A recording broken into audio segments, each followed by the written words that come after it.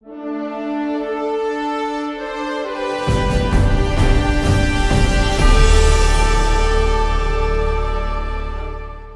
we come to our annual time of year when we talk about Thurrock Lifestyle Solutions. Yeah. Good year? Yeah, it's been a really good year for us. I mean, it's tough. Money is very tight, like it is for every provider out there, and there are pressures on services everywhere. But actually, yeah, I think we've had a good year. We've been involved in a lot of things in and around the community, as we do, and we're very happy. Is there a typical day for you? For me personally, or for TLS? For both? No, that's the joy of working with people. Obviously everything would run much smoother if we had no people involved. But no, there isn't a typical day. But in terms of the services, because we run 24 hours a day, 7 days a week, obviously mostly during the day, but we do that. We have to get ourselves involved in all sorts of different experiences. Are there any new experiences that you want to reflect upon that you've done this year? Yeah, we're really proud of the fact that we've established something called TACT, which is Thurrock Autistic Community Together.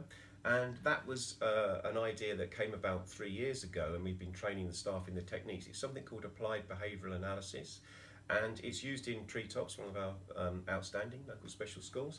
And what it does is it enables you to support people with behaviour that might be challenging, or people with autism, to learn new skills and to sort of make their behaviour into a positive thing. And so we're able to support people to have the lifestyle of their choice, but there's never really been an adult version. So as some of the young people we've been working on a pilot with the local authority, and as people have come out of the school and are going towards their adult lives, we put them through a 2-year project, and we're just at the end of that first 2 years for one of the people there, and he's actually going to move into his own flat. And your flats, you have the flats dotted around the borough. We own 5 properties, 2 of which we use as transition houses, so people get 6 months practice about living independence, 2 lots of 6 months. Yeah, they're going well. People are seemingly having a good life. Thurrock's in a really interesting position at the moment in that there is full employment, essentially. There are a lot of jobs in Thurrock. So we are knocking on the door of employers, and we're particularly proud of our MINTS course, which stands for My Internship. Again, collaborating with Thurrock Adult Community College to support people to have an internship experience towards the world of work. And I think last year 25% of the people on that course either ended up in paid work or full-time education. How does when you talk about money being tight, how does negotiation actually take place? You know? Yeah, really. Who are you negotiating with? A really good question. It's mostly, we have a few contracts. We have some contracts with local schools and education, but mostly our money comes through adult social care. But the way it works there is that people have direct payments, and so they get a sum of money per hour for the sort of support that we could put in, and that is sort of negotiated globally across the whole borough. So the council decide the rates it will pay for that, and then we adhere to them. And when's the Stay Safe event? I remember. Yeah. Is there another one coming up, or is that? We try to do them a bit like we have a year of health, a year of Stay Safe, a year of health. So it's every other year. Yeah. So next year, yeah, there probably will be another Stay Safe. Yeah, they go really well. We are very well supported by the PFCC, the Police and Fire Crime Commissioner, in those, and our friends at the Community Safety Partnership at the council. And yeah, we're probably going to have another one of those, because the reality for people with learning disabilities living in Thurrock is you have to keep repeating to them how to keep themselves safe. Because this community is absolutely fantastic and wonderful, but at times things can go badly wrong and people can be exploited. And things like the cafe, here we are in the Thameside complex, the cafe downstairs, that's still part of your, is that a satellite? Yeah, well basically we went into a partnership arrangement with the wonderful Stoyan who runs that cafe, and we have work placements there, and it's going great guns. Yeah, it's really good. Sorry, I've got a last question here, just gone straight out of my mind. Liam's Club Night? Yeah.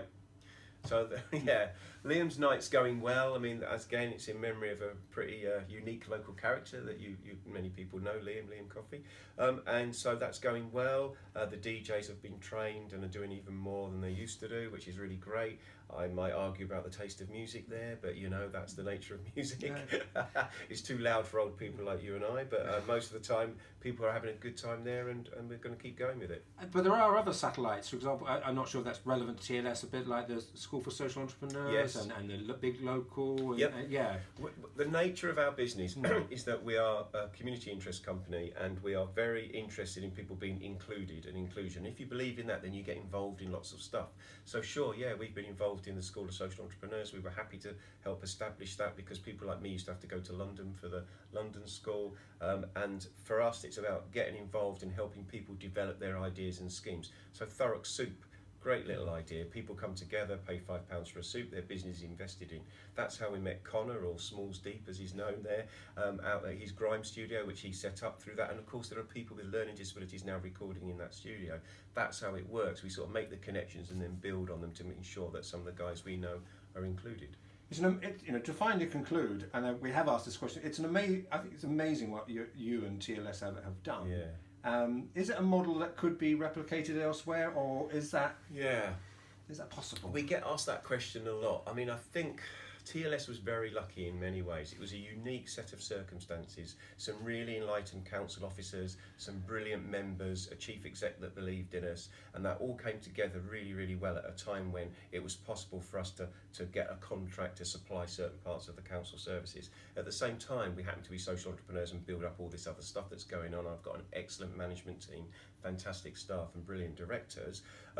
Replicating that somewhere else, it's not like I could turn up in Harlow tomorrow and say, hey, we're going to form Harlow Lifestyle Solutions, because I haven't got those community connections.